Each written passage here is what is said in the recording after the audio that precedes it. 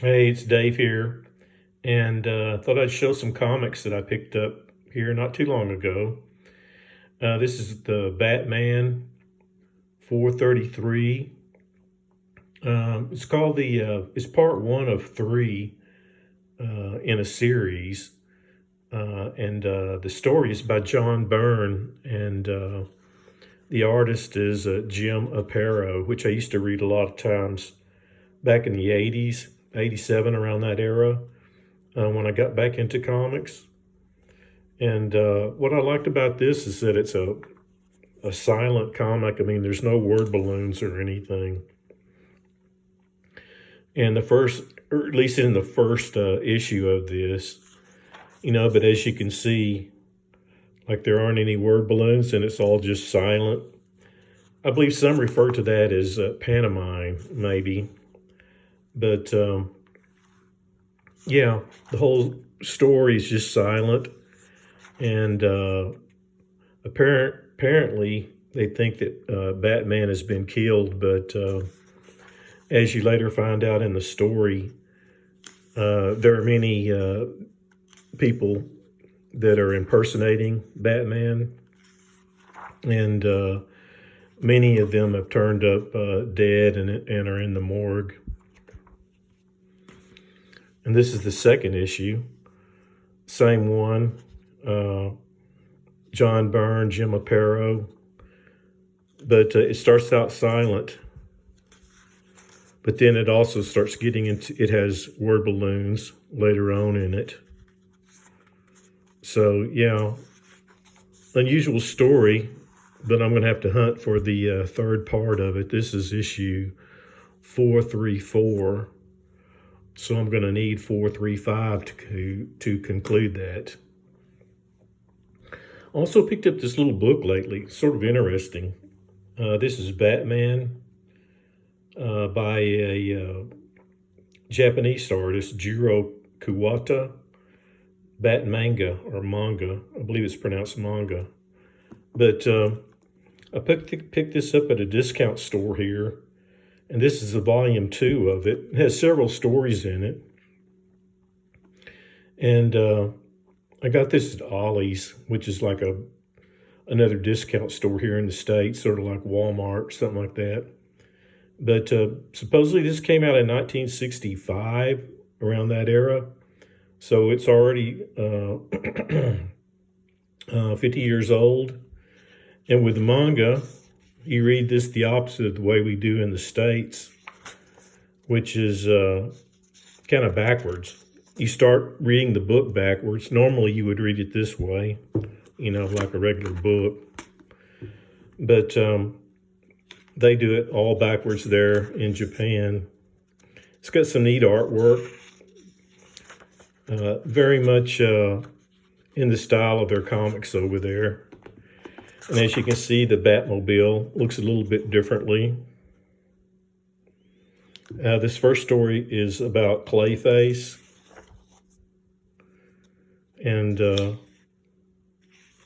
you can really tell with the way Robin is, and maybe some of the way the heads and the hairstyles are very much in that manga style. But yeah, pretty neat little book. Was happy to pick it up, particularly for the price. So yeah, that's Batman, the Jiro Kuwata issue. I found this. This is Warriors on the Adventure Publications label. I used to read Adventurers, which he was a character in that title. Adventurers was sort of a D&D or a Dungeons and Dragons, or just a fantasy title. And the Adventurers was more of a team book, and he was one of the characters in the team book. Of course, influenced by Lord of the Rings and all that type thing, but I kind of like the art in it. And this is issue number 1 by Burles and Sue. I remember Sue, this guy here, PSU, Sue, being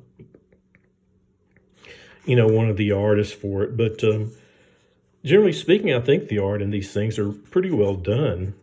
It's all black and white. But, if you like fantasy tales and stuff like that, I think these are pretty interesting little comics. Unfortunately, this comic only ran 5 issues, and I think Adventurers ran, I don't know, around 20 issues or something like that. Not much is known about that company now. It started out on Aircel, but which was eventually bought out by Malibu Comics. Aircel was a Canadian company, and this is on the Adventure Publications. Read this recently. This is really interesting. This is Time Spirits on the Marvel label. When they were trying to do some different things there. Probably came out in the 80s, I'm thinking, but I really enjoyed the artwork on this. This is by Tom Yates and Sam Parsons, I guess, too. Steve Perry is the writer-creator. But it's just about this young Indian, Native American that is, just growing up. He's got an older brother here, which is this guy here, who has a lot of hatred for white people, the white colonist. And he tries to get his younger brother, the younger guy here, to, think like he does. But the younger guy, I forget his name, doesn't want to think that way. But yeah, I think it has really neat artwork in it. I've always liked Tom Yates' artwork.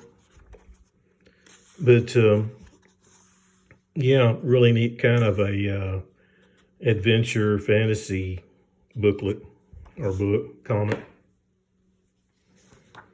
This is Star Slayer, The Log of Jolly Roger.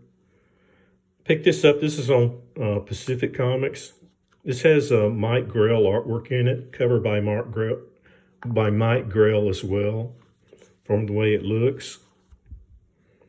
This is issue 2, which I don't have issue 1, but the artwork is always liked his artwork.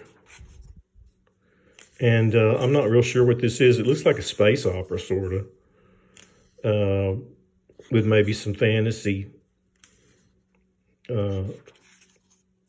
mixed in with it. So, yeah, it should be a pretty neat little comic. I think there's a backup story in here, too. Maybe not. Yeah, here it is. This is the Rocketeer. I guess this is where the Rocketeer first appeared.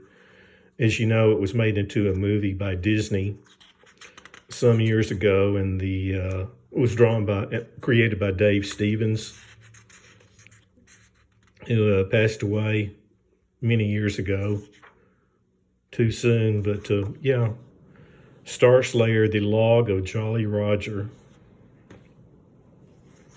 Then I found this one. This is Doc Stern's Mr. Monster. This is by Michael T. Gilbert. Haven't read it yet, but this is issue number 1. Should be fun. I don't know what it's about or anything, but I have some of his other issues of this title, and they've all been pretty fun. So anyway, that's what I picked up recently. Hope you're finding something interesting to read. Talk to you later.